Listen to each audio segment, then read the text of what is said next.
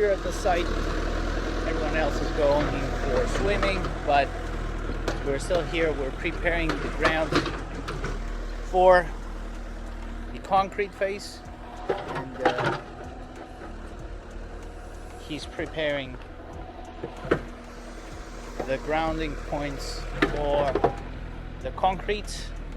So we need to put inside the bucket from the JCB, clean all this part over here so we can have the concrete on the sides and on the floor with some metal rebar, so that the water for the bridge goes underneath over here and drains